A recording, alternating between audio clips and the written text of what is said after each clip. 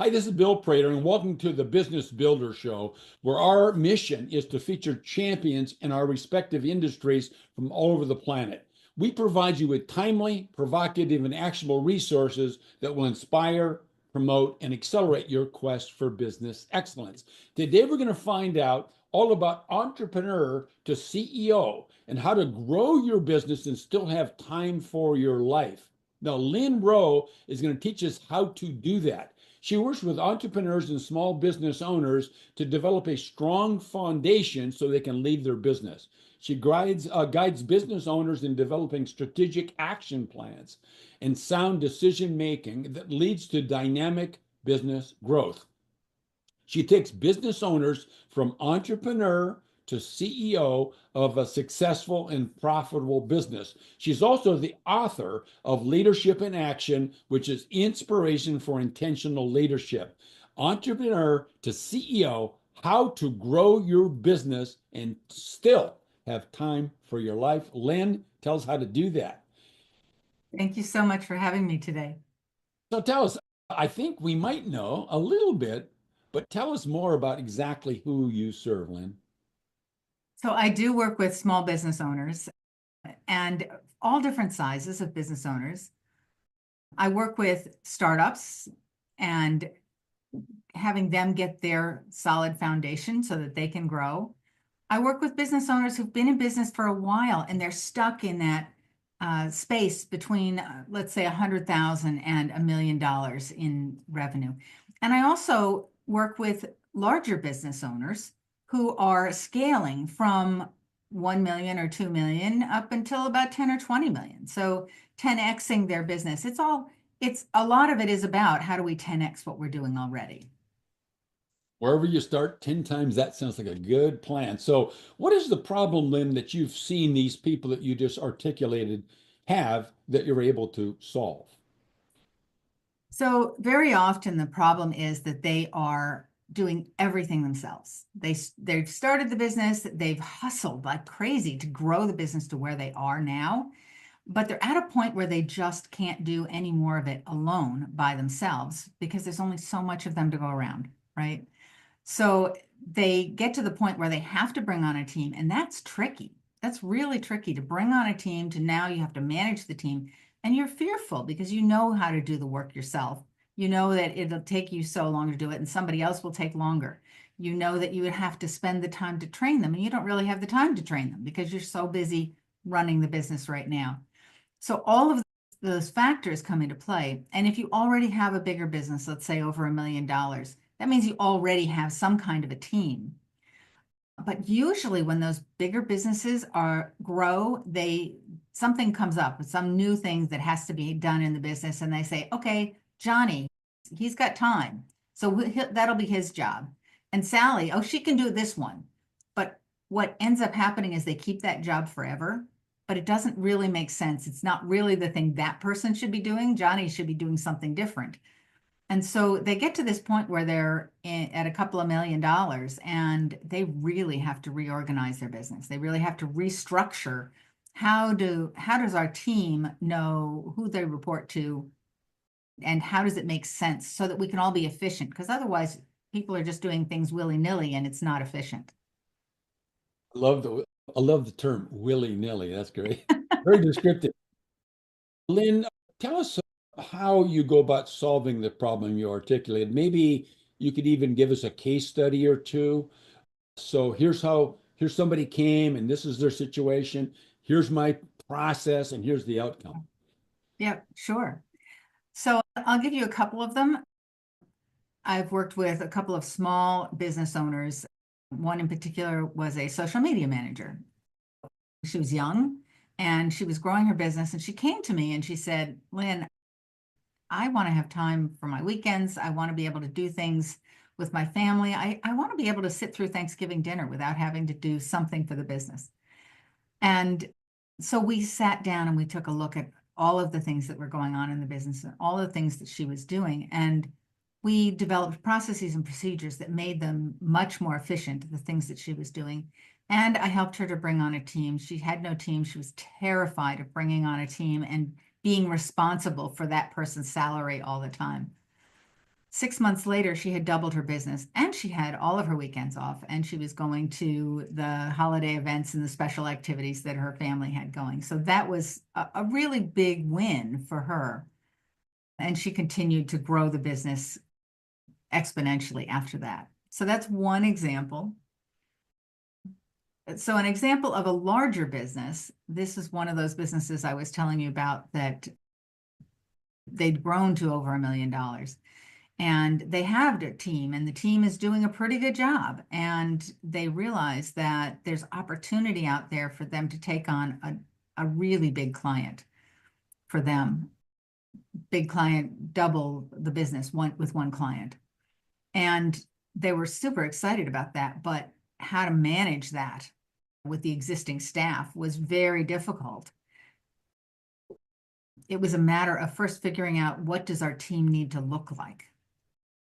And what do we need to do to shore up the areas that are maybe a little bit weak and make it clear who's reporting to whom and who do we need to bring on to actually manage this new client? So it was really just determining their structure of their business. And then after that, the marketing team. They had to build a marketing team to be able to bring on this one new client and multiple other clients as well. So that's another example of it. But one of the things that's common with all sizes of businesses that I work with is that the owners have to learn to think differently. They have to stop thinking, how do I do this?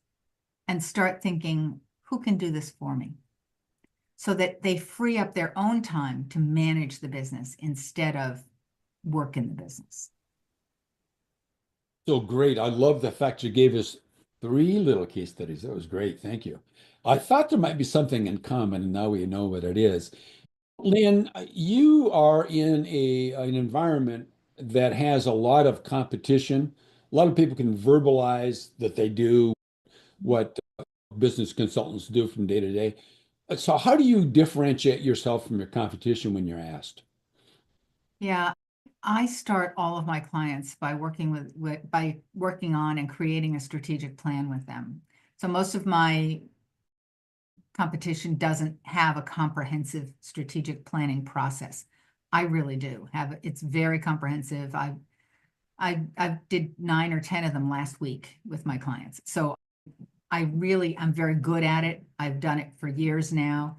And it's a very clear process. This is how we get to where we want to be. And it lays it out for the client. These are exactly the things that they need to do and when they need to do them. And it does a couple of things. First of all, there's never a time where you say, I don't know what to do next to grow the business, because it's already in the plan. But the other thing is that a lot of business owners have all this spaghetti in their heads, all these amazing ideas of things they want to do, and they can't do them all at once. So they start working on one, and then they think, oh, but I still really want to do that, and I still really want to do that.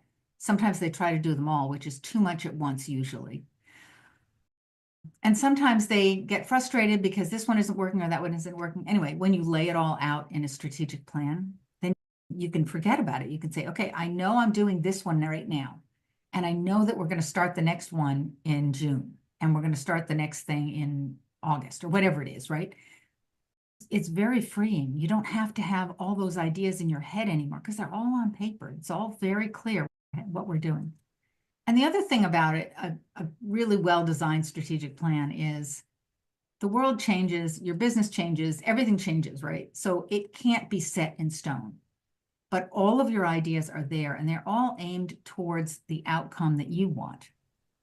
And so when I start strategic planning with people, I start with, what is the business, what is the lifestyle that you want to be living?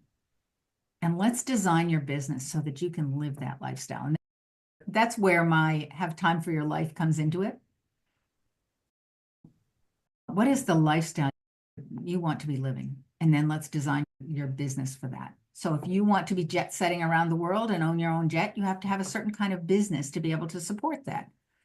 If what you want is 4 weeks vacation, time with the grandchildren, and maybe working just 4 days a week, then we design a business that can do that for you. Oh, I love those. I love those distinctions. So what kind of jet does it have to be? I let the client choose the kind of jet they Oh, want. great, great, great. Lynn, let's talk about your own business. What were, looking back as you built your business, what were some of the major milestones, maybe a couple of major successes, and maybe along the way there's been a major failure or two. And tell us what they were, the milestones, and then what your lessons learned were. Yeah. Very early on in my business, actually, it was really early on. I pretty much just started this business and I was trying to grow it. And my daughter called me from college and said, Mom, you need to come pick me up. I've just fallen and I got a severe concussion.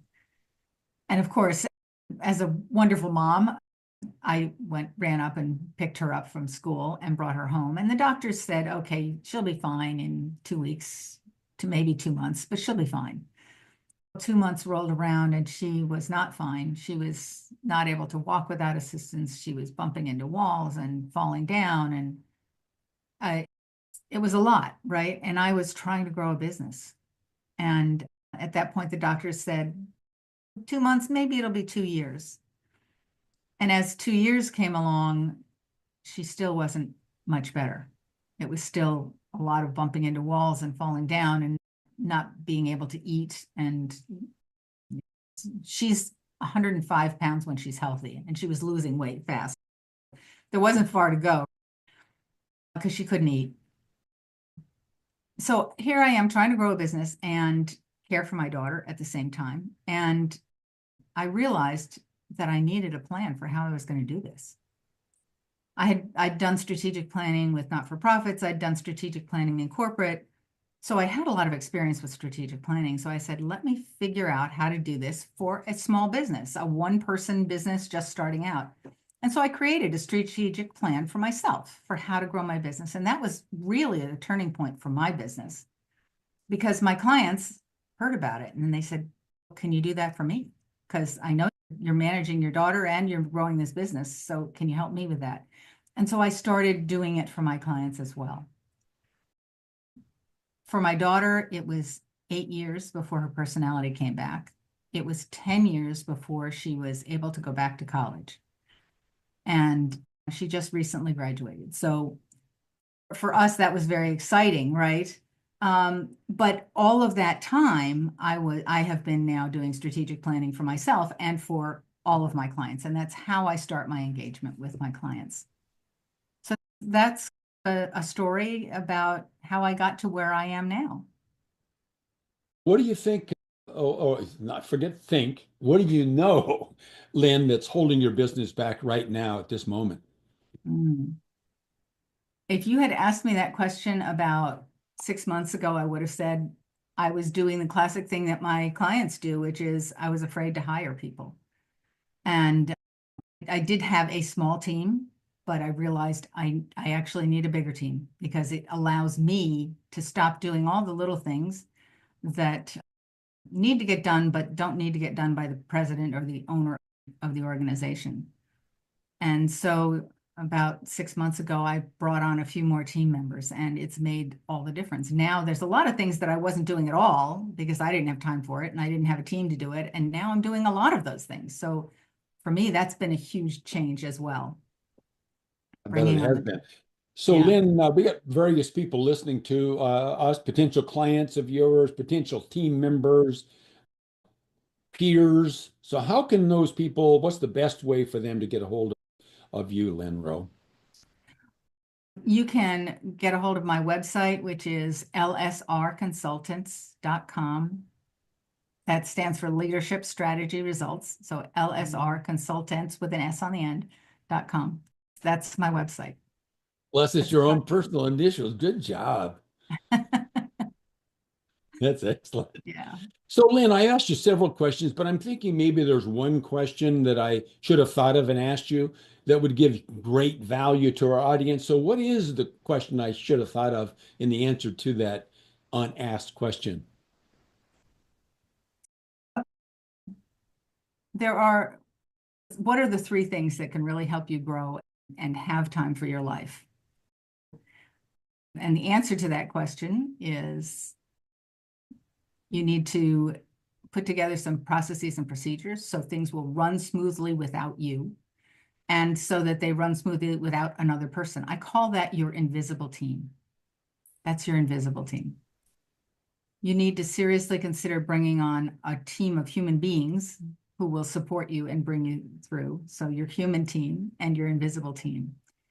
But your business will not grow unless you also grow. So you need to think about the things.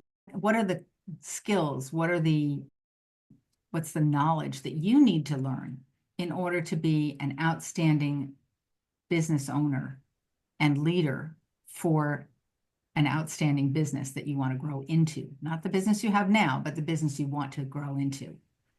So don't forget that you have to grow as well.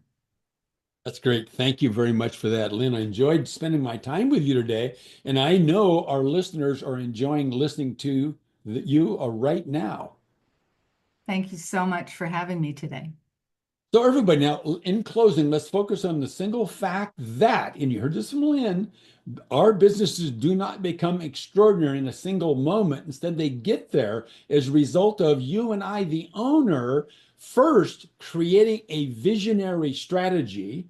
Number two, using a system of management to execute that strategy. And number three, leveraging high performance teams. You can get all of those tidbits. Go to my YouTube channel at Business Mastery Pro. Dig in and enjoy yourself. Thanks for listening. Lynn Roe, thanks for spending your time with us today.